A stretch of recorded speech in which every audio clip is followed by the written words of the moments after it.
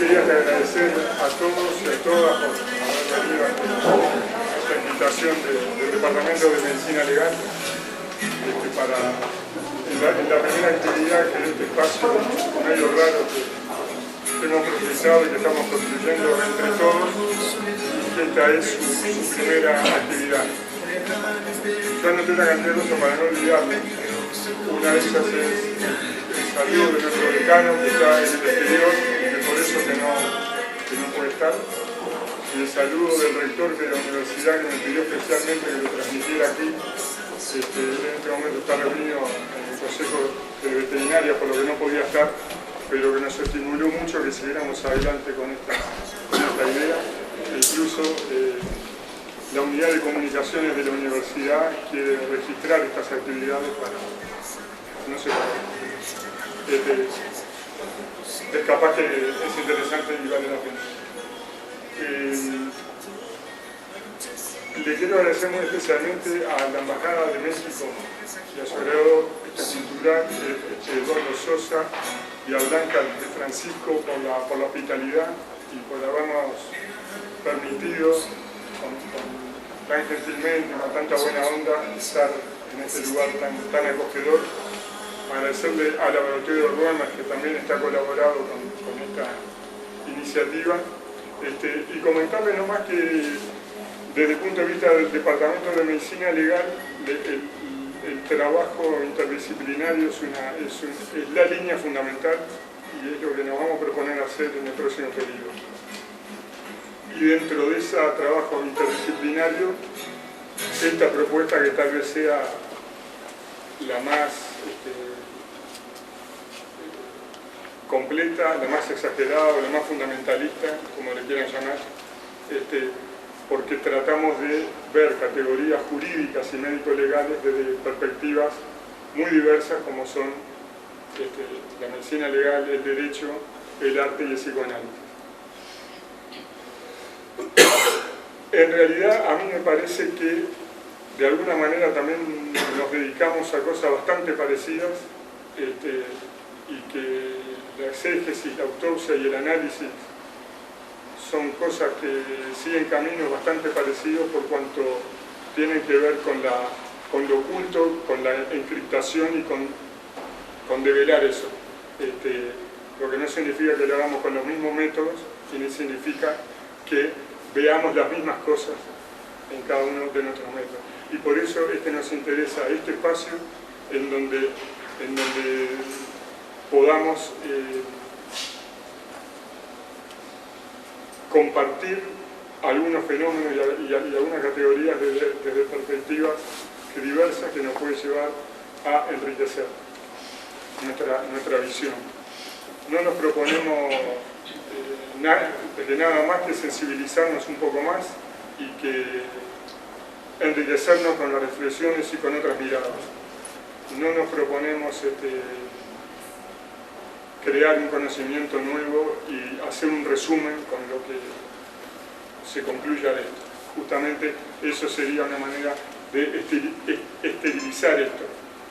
Yo me copié acá hace poco busqué por todo Lisboa un libro que Francisco Pessoa, que no sabía bien por qué, pero cuando abrí en la primera página te decía: interpretar es no saber explicar, explicar es no haber comprendido.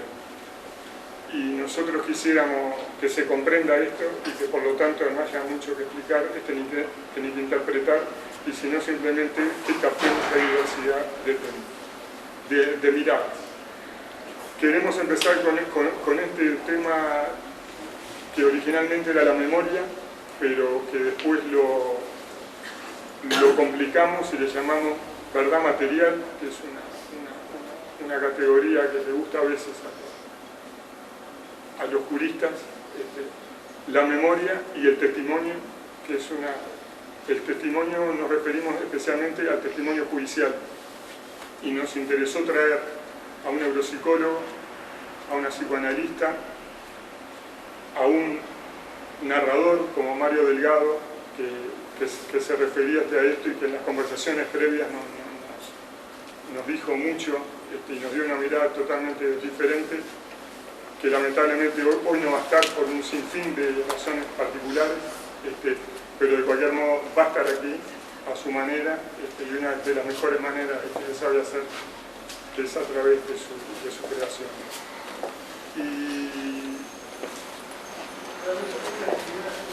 Y simplemente para terminar, como me olvidé de los agradecimientos, quería agradecerle muy especialmente a 4 actores del Galpón, a Gisela Marsiglia, a Rodolfo da Costa, a Gustavo Alonso y a Arturo Fleitas, que con muy poco tiempo y con invitaciones a las apuradas, como me gusta a mí, para allá, aceptaron darnos una mano acá.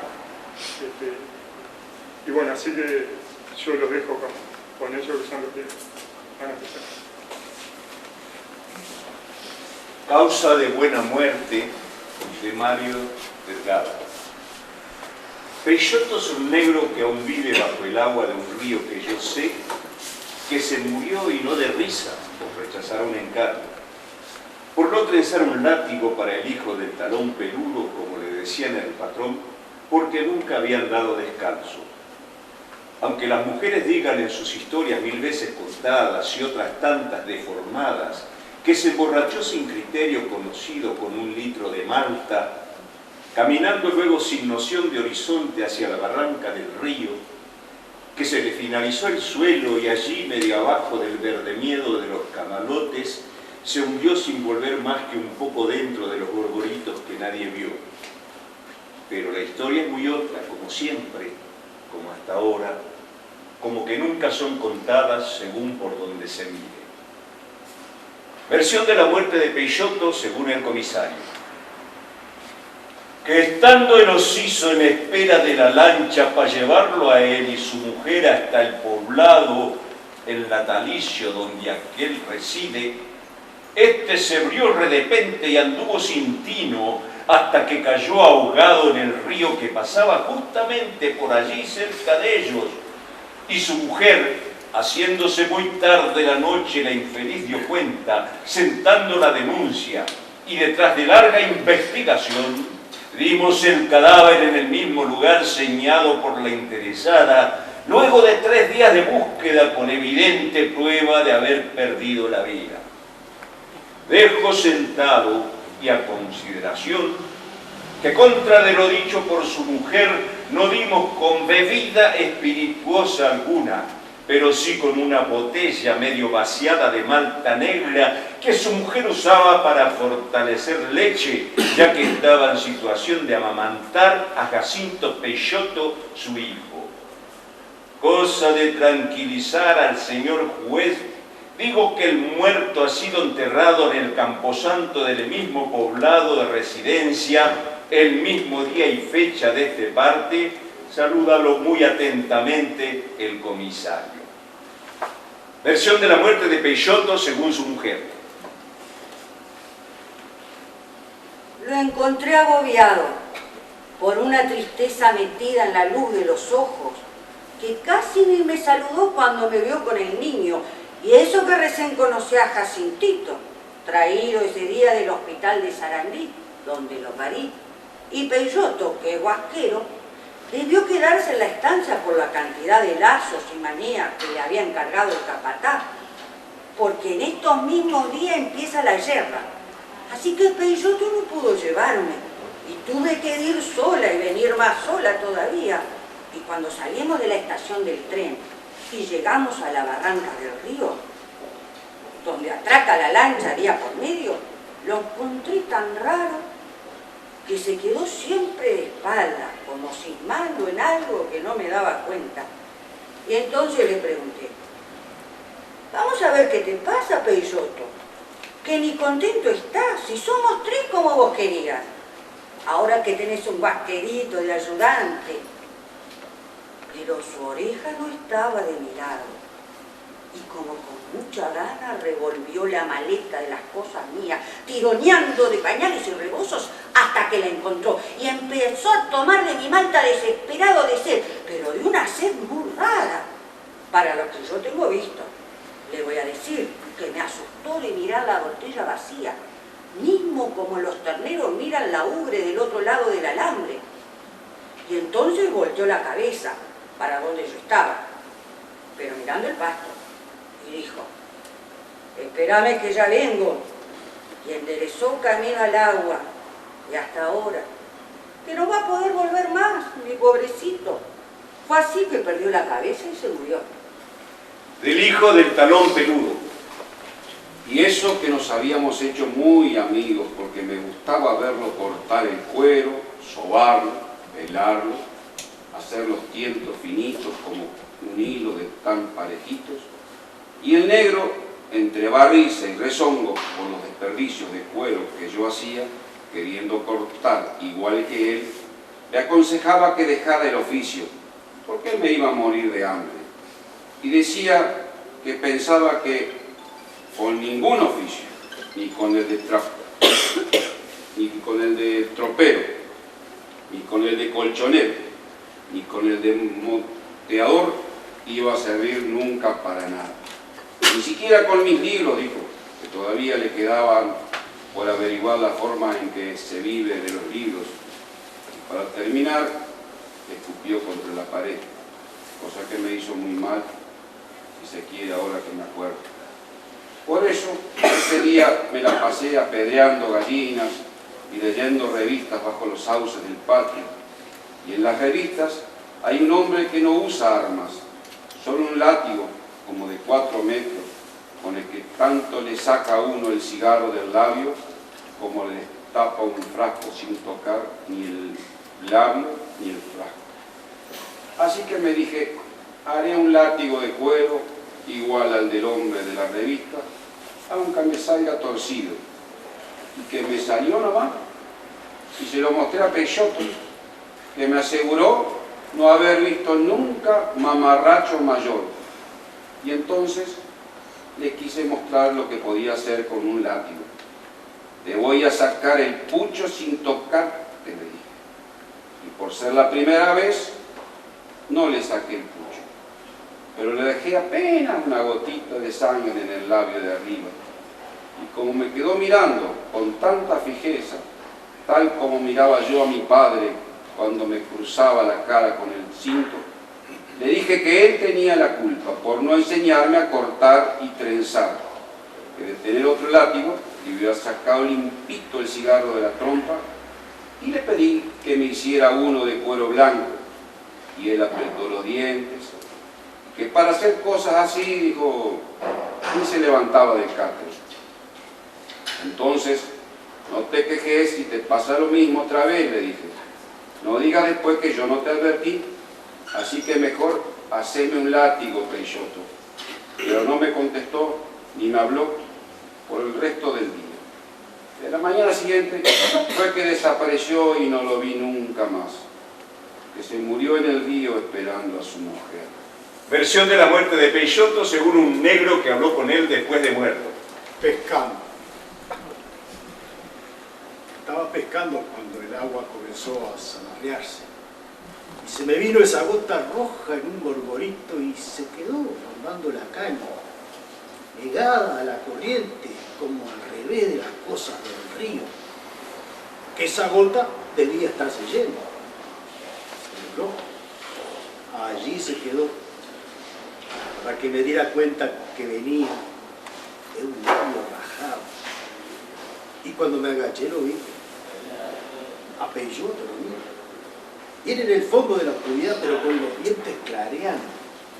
No diré que estaba riéndose, pero había algo de esto. Y más de preocupación por algo que no entendía. Hasta que él mismo empezó a hablar sin que nadie le preguntara nada. Y dijo,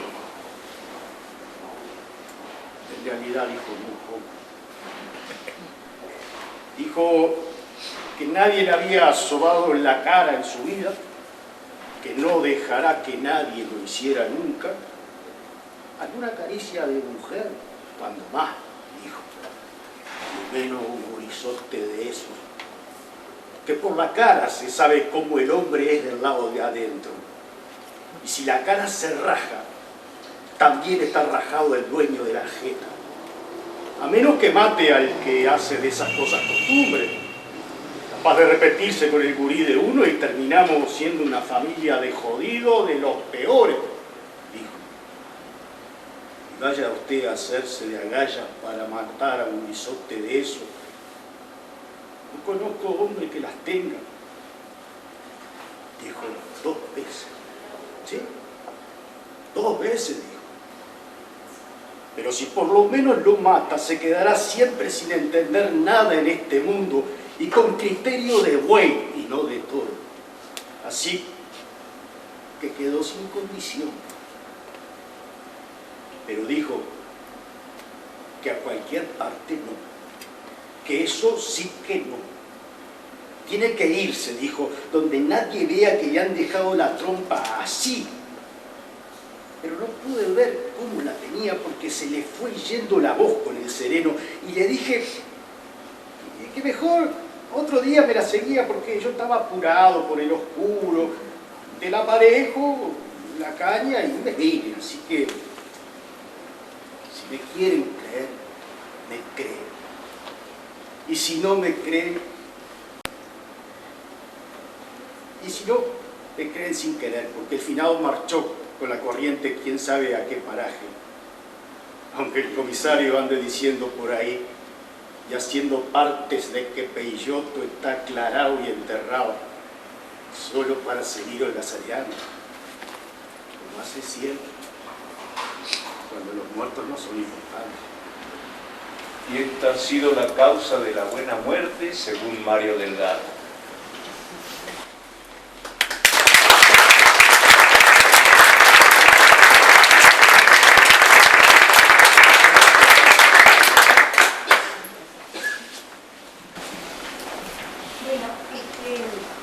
Voy a hablar un poco de qué lugar ocupa la memoria en la preocupación del psicoanálisis y en el trabajo del psicoanálisis.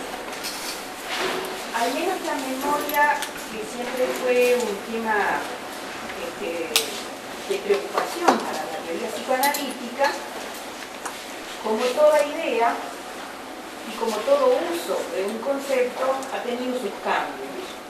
Y quizás como que al final la memoria con la que trabaja el psicoanalista y teoriza el paradigma psicoanalítico tiene algo de parecido al cuento que nos hicieron disfrutar los actores y que nos entregó Mario Delgado. Esta cosa como que quizás lo que más importa son las distintas versiones que hay en torno de las cosas.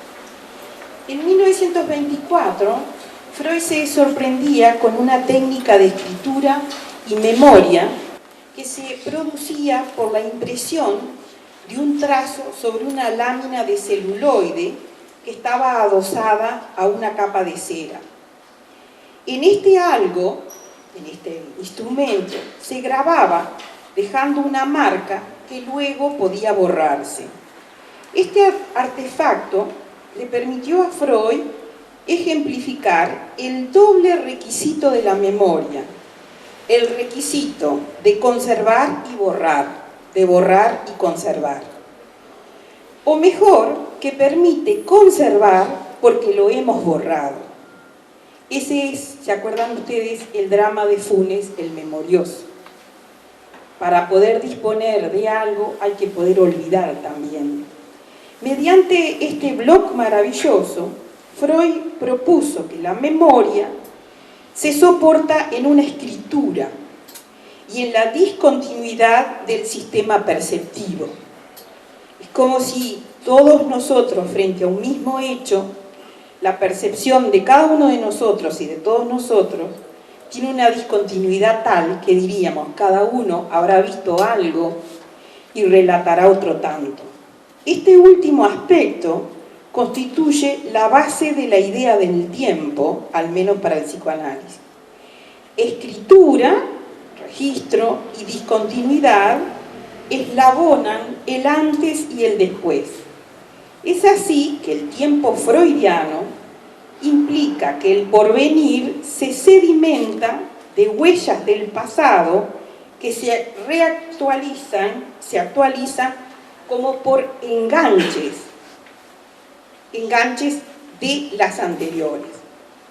La memoria freudiana se teje en el telar del olvido.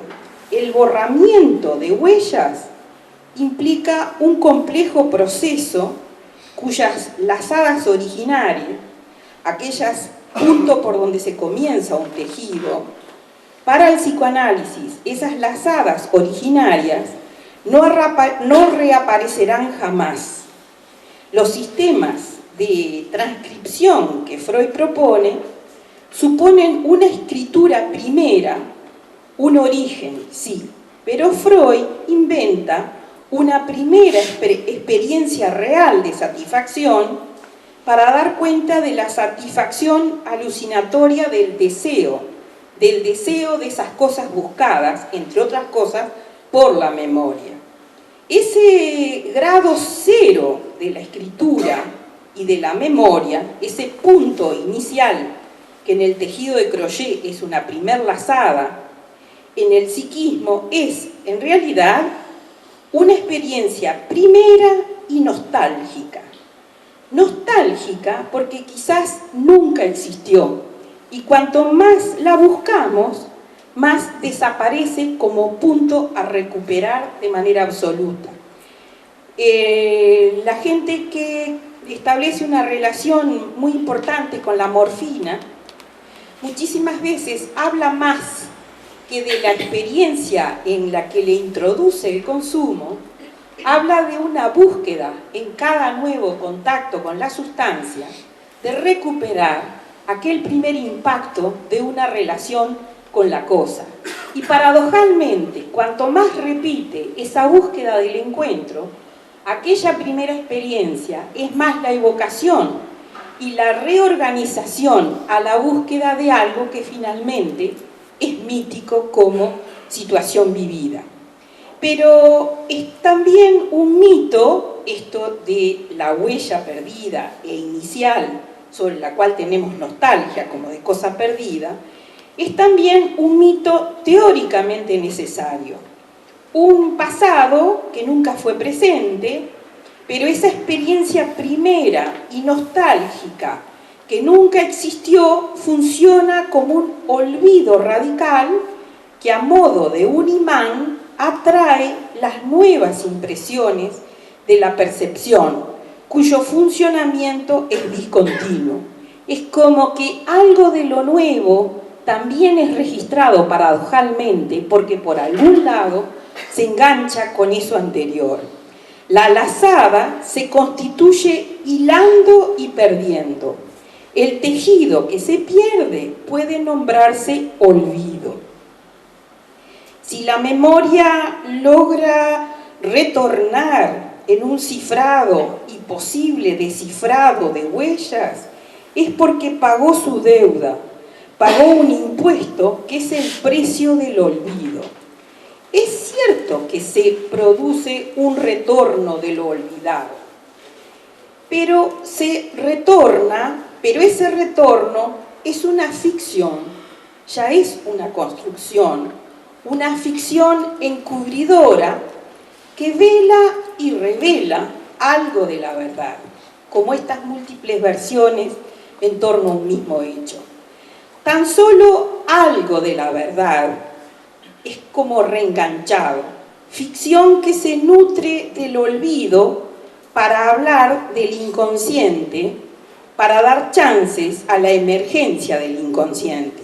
La invención freudiana, y esto es un lío en que nos metió, nos dio un recurso y nos hizo un lío bárbaro, la invención freudiana constituye una ruptura decisiva en cuanto a las cuestiones del pensamiento.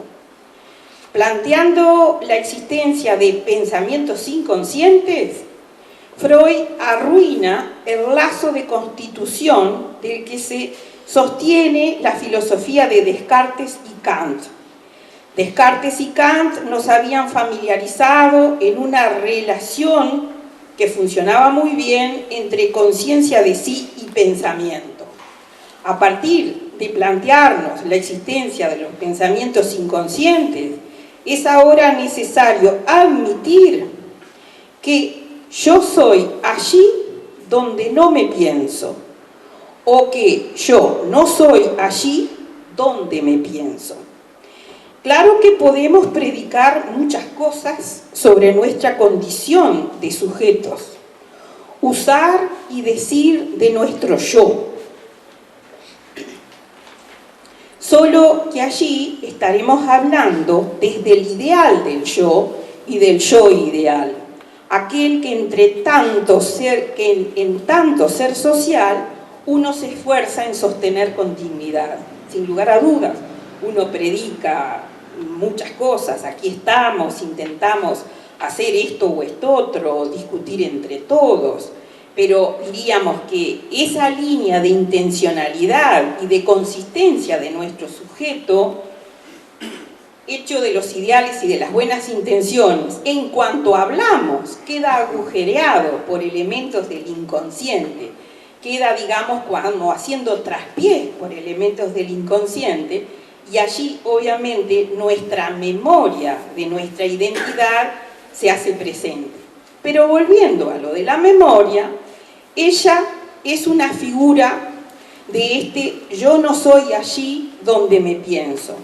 Es una mostración de ese yo soy allí donde no me pienso, porque precisamente es la memoria, al menos la con la que trabajamos en la práctica del psicoanálisis, la que más nos muestra esto como del relato y del enganche que vela y encubre. Esa memoria que guarda lo eficaz del olvido falla, pero no fracasa en su intento de retorno, porque es cierto que insiste. Dicho de otro modo, la memoria del trabajo del quehacer psicoanalítico es la imposible certeza del recuerdo. Ahí está el punto, que creo que el cuento dice mucho de eso, es decir, la certeza del recuerdo se nos escapa entre los dedos. La memoria del psicoanálisis no es el espejismo en el cual podemos encontrar el pasado, sino que por el contrario, el olvido es un tropiezo de la memoria. La memoria es fugacidad, ese instante en el que el recuerdo no es sino la fachada, el velo. Tampoco, digamos, tratando de resolver esto de la certeza y de la memoria de la cosa, no nos calma la referencia a los objetivos, a los objetos, que pueda zanjar la ardua cuestión de la realidad para abrir un camino que garantice la presencia del objeto como referente de verdad material, como si dijéramos, bueno, de último, como el arqueólogo, habrá un resto material que obligará a decir algo del asunto sobre el cual no habría duda. Al contrario, siempre tenemos que vernosla con relaciones de intertextualidad. Para decirlo nietzscheanamente, se trata siempre de interpretaciones. Por eso es posible un film como Rashomon o un cuento como el que nosotros escuchamos. Porque hay pues una multiplicidad de sentidos e interpretaciones, es que la realidad tiene un carácter textual, está hecha de textos que crean y recrean esa realidad. Lo que hay, lo que creemos que hay, lo que hay son efectos de textos, y a algunos de esos textos los llamamos testimonios. Paul Auster dice: la memoria es el lugar donde algo ocurre por segunda vez. Un último asunto para pensar el fenómeno de la memoria y el relato que hace memoria en el hacer psicoanalítico es pensar tres conceptos: recuerdo, repetición y elaboración. Esto es también el nombre de un texto freudiano que contiene claves importantísimas para este tema y su relación con el tiempo no cronológico, sino el tiempo de la subjetividad. El recuerdo da cuerpo al pasado. La repetición, lo que los psicoanalistas llamamos transferencia, y lo que el saber popular intuye y llama tropecé nuevamente con la misma piedra, la repetición, entonces, se la relaciona con lo presente, de lo que transcurre. Si lo pasado se coloca como recuerdo, como narración y huella de lo acontecido allá, y entonces la repetición se coloca como presente, pero un presente que es la marca, la mascarada de un pasado que esconde evidencias de sus raíces en lo que, de hecho, el hoy reitera. La elaboración ocurre en el presente, es cierto que habla del pasado, pero apunta al futuro. Dice de lo que está en proceso, de lo que está siendo trabajado por nuestro psiquismo. Pero por esa misma razón de estar siendo trabajado, escapa al campo de lo concluido. La elaboración da cuenta de lo que está en curso y por tanto abierto, algo cuyo desenlace es incierto. En los tres términos se trata de la memoria. Recuerdo, repetición, apuntan a lo pasado e interesa la distorsión y el olvido que tiene su lugar en algún punto crucial del curso vital del sujeto. Siempre de aquello que organiza nuestra subjetividad, algo quedará registrado y algo va a parar a la zanja. Por eso es que la memoria, la que trabaja el psicoanálisis, dista de las facultades psíquicas de las que hablaron los escolásticos como potencia del alma. Y dista también de aquello que investigan las neurociencias sobre esa función misteriosa de los procesos de almacenamiento y recuperación. Función tan misteriosa e interesante como ese raro fenómeno orgánico del pasaje del sueño a la vigilia, donde también interviene la memoria con un resto recordado. No, la memoria que nos dará trabajo en la praxis psicoanalítica está del lado de la elaboración, abriendo la memoria y el tiempo subjetivo. Vuelve como a roer en la organización subjetiva, recuperando las posibilidades de modificarlo, de construyendo a favor de las aperturas que ese pasado contiene. De ahí que la memoria de que tratamos se muestra por excelencia como narraciones. Es lo que hace que la gente diga, me fui a analizar, iba con un verso sobre mí, me fui con otro. Es la factura de un sujeto, y por ser una factura, la narración que lo recoge habla de lo no necesario, de lo contingente, dado que no hay otro acceso a ese pasado más que como versión. La narración puede no ser válida, puede ser narración abierta, capaz de desencubrir y que lo pasado pudo haber sido de otro modo y podrá presentarse bajo otra luz, llegar a ser otro el relato. Para el psicoanálisis, la memoria entonces no es una emblemática social. La memoria no es el archivo de la historia, sino la letra que incide en cada uno, uno por uno. Notamos y destacamos diferencias fuertes entre la memoria del sujeto en su individualidad singular y la memoria social en la cultura. La memoria del sujeto es lacunar y se permite vestir de fantasmas, fantasías y olvido lo intolerable de su realidad. Necesito del otro y de los otros para soportar todo lo real de la realidad. Ahí sí cuenta la memoria social y de lo social, pues el reclamo de la cultura es recordar para que nunca más se repita.